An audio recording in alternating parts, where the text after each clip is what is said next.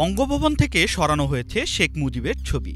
স্বৈরাচার পতনের ৩ মাস পেরিয়েছে, কিন্তু এতদিনেও বঙ্গভবনে ঝুলছিল পদত্যাগকৃত সাবেক প্রধানমন্ত্রী শেখ হাসিনার বাবা শেখ মুজিবের ছবি। গতকাল নতুন ৩ উপদেষ্টা শপথ অনুষ্ঠানে আবারও সেই ছবি সামনে এলে শুরু হয় সমালোচনা। এরপরই সরানো হয়েছে তার ছবি।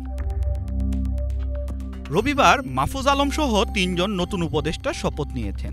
এর আগে প্রধান উপদেষ্টা ডক্টর মোহাম্মদ ইউনূসের বিশেষ সহকারী হিসেবে দায়িত্ব পালন করছিলেন তিনি।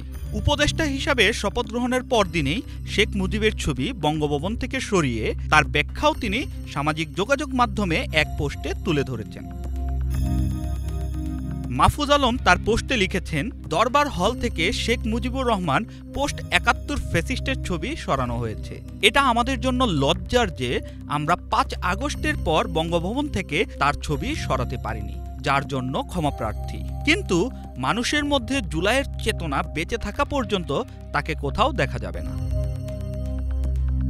এই উপদেষ্টা আরও লেখেন, শেখ মুজিব এবং তার কন্যা বাংলাদেশের জনগণের সাথে যা করেছেন তা আওয়ামী লীগকে অবশ্যই স্বীকার করতে হবে এবং ক্ষমা চাইতে হবে। তাহলে আমরা ৭১-এর আগের শেখ মুজিবের কথা বলতে পারি। ক্ষমা ও ফ্যাসিস্টদের বিচার ছাড়া কোনো ধরনের সংলাপ হবে না।